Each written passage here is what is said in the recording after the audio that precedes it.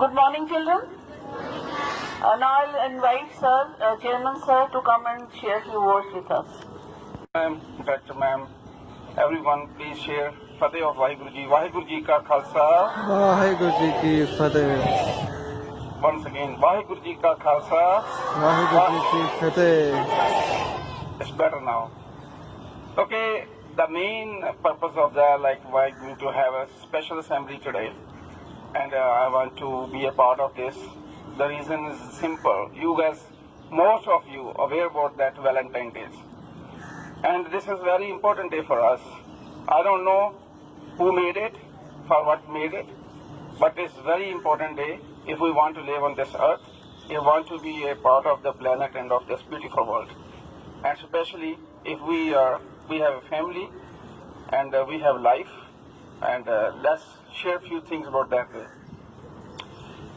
ਜੋ ਸਭ ਤੋਂ ਪਹਿਲੀ ਆਪਾਂ ਹਮੇਸ਼ਾ ਉਦਾਹਰਨ ਲੈਂਦੇ ਆ, ਜਦ ਸਾਡੇ ਬਜ਼ੁਰਗਾਂ ਨੇ ਸਾਨੂੰ ਕੁਝ ਗੱਲਾਂ ਦੱਸੀਆਂ ਹੁੰਦੀਆਂ ਜਿਹੜੀਆਂ ਹਮੇਸ਼ਾ ਸਾਨੂੰ ਯਾਦ ਰਹਿੰਦੀਆਂ ਨੇ ਜ਼ਿੰਦਗੀ ਦੇ ਵਿੱਚ। ਅਸੀਂ ਉਹ ਸਮੇਂ ਪਰ ਸਮੇਂ ਆਪਣੇ ਆਪ ਤੋਂ ਪੁੱਛ ਲੈਂਦੇ ਆ ਕਿ ਇੱਥੇ ਸਾਡੇ ਪਾਪਾ ਜੀ ਨੇ, ਸਾਡੀ ਬੀਜੀ ਨੇ, ਸਾਡੇ ਕਿਸੇ ਅੰਕਲ ਨੇ ਸਾਨੂੰ ਕੋਈ ਗੱਲ ਸਮਝਾਈ ਸੀ।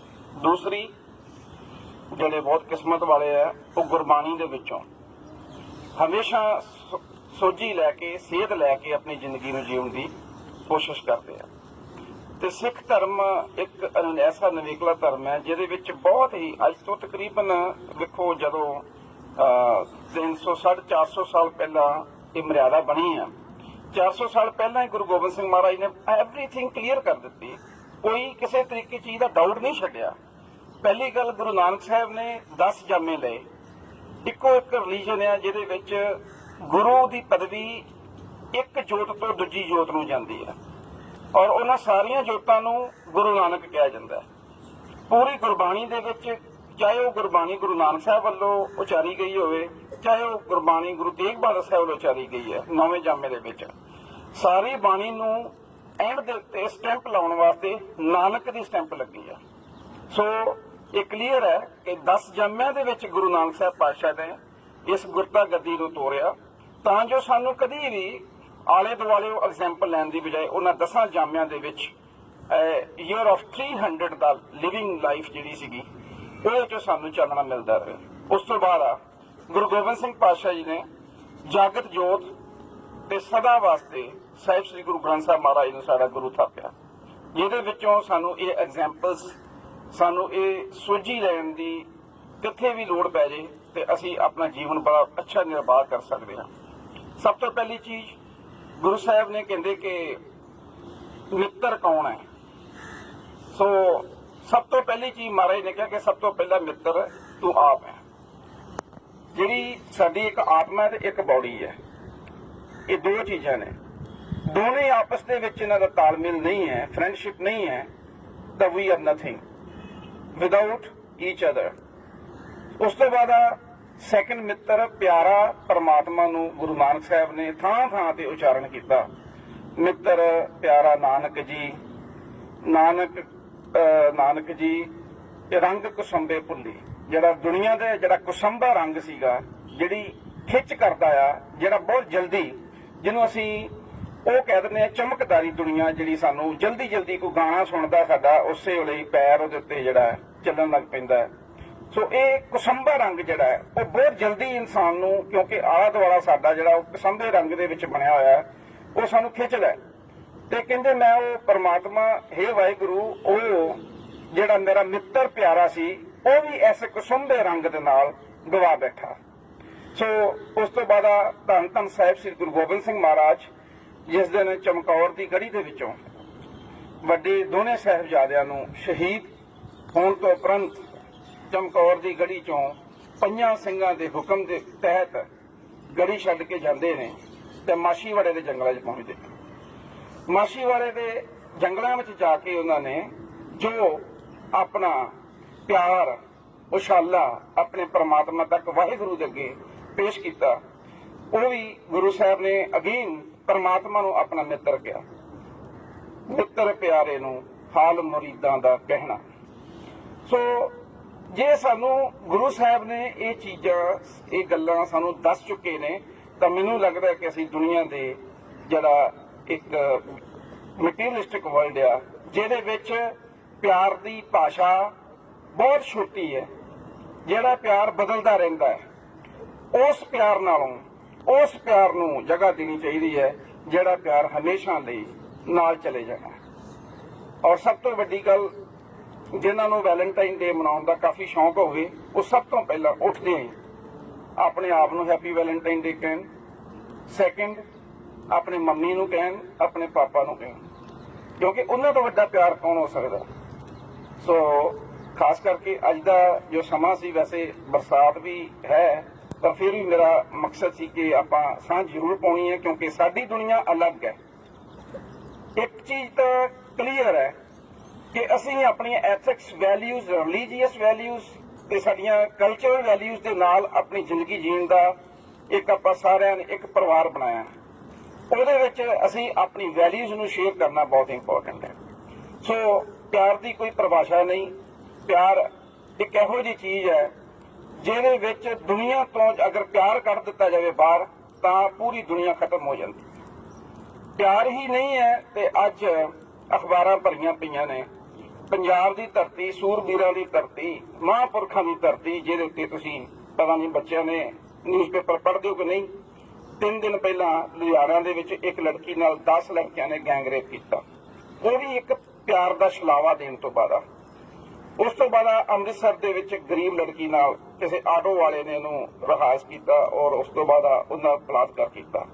ਇਹ ਜੋ ਘਟਨਾਵਾਂ ਨੇ, ਇਸ everything telling us B careful about yourself, ਕਿਉਂਕਿ ਅੱਜ ਵੀ ਜਿਹੜਾ ਮਨੁੱਖ ਆ, ਜਿਹੜਾ ਖਾਸ ਕਰਕੇ ਬੰਦਾ ਆ, ਪੁਰਸ਼ ਆ, ਉਹ ਆਪਣਾ ਹੱਕ ਸਮਝ ਲੈਂਦਾ ਕਿ ਮੇਰਾ ਹੱਕ ਹੈ, ਮੈਂ ਕਿਸੇ ਨੂੰ ਵੀ ਖਾ ਸਕਦਾ, ਮੈਂ ਕਿਸੇ ਨੂੰ ਵੀ ਲਤਾੜ ਸਕਦਾ।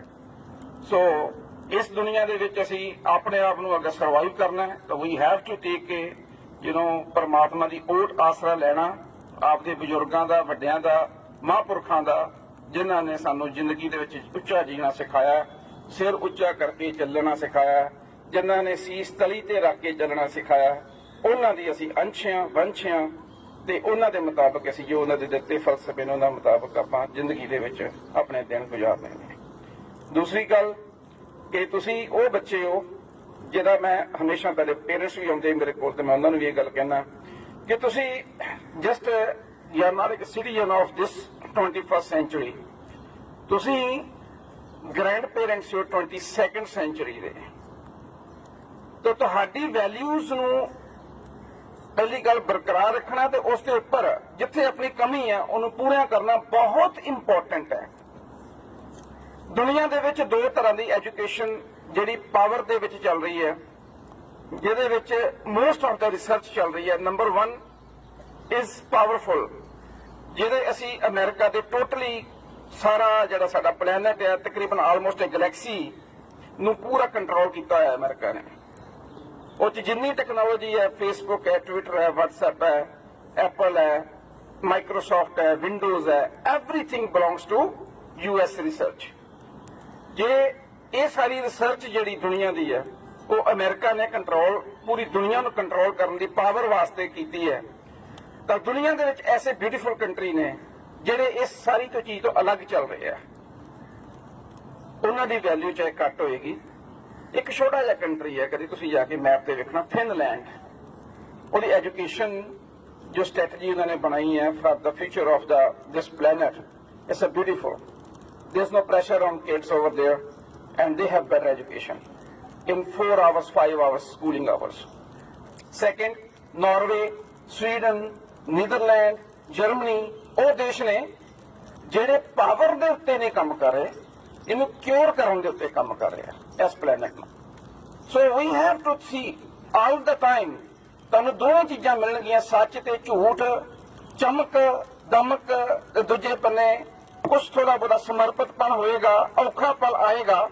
ਅਸੀਂ ਲਾਈਫ 'ਚ ਹਮੇਸ਼ਾ ਇਹਨਾਂ ਦੋਨਾਂ ਚੀਜ਼ਾਂ ਦਾ ਸਾਹਮਣਾ ਕਰਨਾ ਹੈ ਤੇ ਤੁਸੀਂ ਖੁਦ ਹੀ ਚੂਜ਼ ਕਰਨਾ ਹੈ ਕਿ ਤੁਸੀਂ ਚਮਕ ਦਮਕ ਵਾਲੇ ਪਾਸੇ ਜਾਣਾ ਹੈ ਜਾਂ ਤੁਸੀਂ ਆਪਣੀ ਅੱਛੇ ਇਨਸਾਨ ਬਣ ਕੇ ਚੰਗੇ ਕਾਇਦੇ ਕਾਨੂੰਨ ਵਾਲੀ ਜ਼ਿੰਦਗੀ ਜੀ ਕੇ ਐਡੀਕੇਟਸ ਦੀ, ਆਪਣੇ ਮਹਾਂਪੁਰਖਾਂ ਦਾ, ਆਪਣੇ ਮਾਤਾ ਪਿਤਾ ਦਾ, ਆਪਣੇ ਬਜ਼ੁਰਗਾਂ ਦਾ ਸਿਰ ਉੱਚਾ ਕਰਕੇ ਜੀਣਾ। ਸੋ ਇਹ ਜ਼ਿੰਦਗੀ 'ਚ ਦੋਵੇਂ ਰਸਤੇ ਤੁਹਾਨੂੰ ਹਮੇਸ਼ਾ ਮਿਲਣਗੇ। On every single step you will find two ways. You have to, decide by yourself you want to go right or left. So this is one which is we are celebrating over here, to aware of it. ਪਿਆਰ ਸਾਡਾ ਸਭ ਤੋਂ ਪਹਿਲਾ ਪਿਆਰ ਸਾਨੂੰ ਆਪਣੇ ਨਾਲ ਹੈ। ਜੇ ਅਸੀਂ ਸੱਚੇ ਆਪਣੇ ਆਪ ਨਾਲ ਸੱਚੇ ਨਹੀਂ ਹੈ, ਆਪਣੀ ਲਾਈਫ ਨਾਲ ਸੱਚੇ ਨਹੀਂ ਹੈ, ਅਸੀਂ ਕਿਸੇ ਨੂੰ ਕੋਈ ਪਿਆਰ ਨਹੀਂ ਕਰ ਸਕਦੇ। ਸੈਕਿੰਡ, ਜਿਨ੍ਹਾਂ ਨੇ ਸਾਨੂੰ ਜਨਮ ਦਿੱਤਾ, ਇਸ ਦੁਨੀਆ 'ਚ ਲਿਆਂਦਾ ਹੈ, ਸਭ ਤੋਂ ਸੈਕਿੰਡ ਸਾਡਾ ਵੱਡਾ ਪਿਆਰ ਜਿਹੜਾ ਸਾਡੇ ਮਾਤਾ ਪਿਤਾ ਨਾਲ ਹੈ। ਤੇ ਫਿਰ ਬਹੁਤ ਹੀ ਕੋਈ ਭਾਗਾਂ ਵਾਲੇ ਐਸੇ ਜੀਵ ਨੇ ਜਿਹੜੇ ਹਮੇਸ਼ਾ ਸ਼ੁਰੂ ਤੋਂ ਲੈ ਕੇ ਛੋਟੀ ਉਮਰਾਂ ਦੇ ਵਿੱਚ ਹੀ ਜਿਨ੍ਹਾਂ ਦੇ ਉੱਤੇ ਵਾਹਿਗੁਰੂ ਦੀ ਅਪਾਰ ਕਿਰਪਾ ਹੁੰਦੀ ਹੈ, ਉਹ ਹਮੇਸ਼ਾ ਪਰਮਾਤਮਾ ਨੂੰ ਪਿਆਰ ਕਰਦੇ ਆ, ਪਰਮਾਤਮਾ ਦੇ ਭੈ ਅੰਦਰ ਰਹਿੰਦੇ ਆ, ਪਰਮਾਤਮਾ ਦੇ ਡਰ ਅੰਦਰ ਰਹਿੰਦੇ ਆ, ਪਰਮਾਤਮਾ ਦੇ ਪਿਆਰ ਦੇ ਵਿੱਚ ਇਸ ਤਰੀਕੇ ਦੇ ਨਾਲ ਆਪਣਾ ਆਪ ਸਮਰਪਿਤ ਕਰ ਦਿੰਦੇ ਨੇ ਕਿ ਸਿਰ ਧਰ ਤਲੀ ਗਲੀ ਮੇਰੀ ਆਓ, ਉਹ ਗੱਲ ਪੂਰੀ ਹੋ ਜਾਂਦੀ ਹੈ। ਸਿਰ ਧਰ ਤਲੀ ਦੀ ਇਹੀ ਗੱਲ ਹੈ ਕਿ ਅਸੀਂ ਮੱਤ ਆਪਣੀ ਛੱਡ ਦੇਣੀ ਹੈ ਤੇ ਗੁਰੂ ਦੀ ਮੱਤ ਜਿਹੜੀ ਹੈ ਉਹ ਸਮਰਪਿਤ ਕਰਨੀ ਹੈ। ਆਪਣੇ ਆਪ ਦੇ ਵਿੱਚ ਜੀਵਨ ਦੇ ਵਿੱਚ ਲੈ ਕੇ ਆਉਣੇ ਨੇ ਉਹ ਗੁਣ ਜਿਨ੍ਹਾਂ ਨਾਲ ਅਸੀਂ ਜ਼ਿੰਦਗੀ ਦੇ ਵਿੱਚ ਕਦੀ ਆਪਣਾ ਤੇ ਆਪ ਦੇ ਬਜ਼ੁਰਗਾਂ ਦਾ, ਆਪਣੇ ਵੱਡਿਆਂ ਦਾ, ਆਪਣੇ ਮਾਤਾ ਪਿਤਾ ਦਾ ਸਿਰ ਨਹੀਂ ਮਨਾ ਹੋਣੀ। So from my side, best of luck to everyone and congratulations to all of you and keep it up. I have hope on every single child ਕਿ ਤੁਸੀਂ ਆਪਣਾ, ਆਪਣੇ ਮਾਤਾ ਪਿਤਾ ਦਾ, ਆਪਣੇ ਬਜ਼ੁਰਗਾਂ ਦਾ, ਆਪਣੇ ਸ਼ਹੀਦਾਂ ਦਾ ਹਮੇਸ਼ਾ ਸਿਰ ਉੱਚਾ ਕਰੋਗੇ। ਇਸੇ ਆਸ ਦੇ ਵਿੱਚ ਮੈਂ ਫਤਿਹ ਬੁਲਾਉਣਾ ਤੇ ਆਪਾਂ ਭਾਜੀ ਕੋਲੋਂ ਪੁੱਛਦੇ ਹਾਂ ਜੇ ਇਹਨਾਂ ਨੂੰ ਕੋਈ ਚੀਜ਼ ਸਮਝ ਲੱਗੀ ਹੈ ਤਾਂ ਉਹ ਕਿੰਨੇ ਕੁ ਸ਼ਬਦ ਬੋਲਦੇ ਨੇ। Thank you so much. ਗੱਜ ਕੇ ਫਤਿਹ ਬੁਲਾਉਣਾ। ਵਾਹਿਗੁਰੂ ਜੀ ਕਾ ਖਾਲਸਾ, ਵਾਹਿਗੁਰੂ ਜੀ ਕੀ ਫਤਿਹ।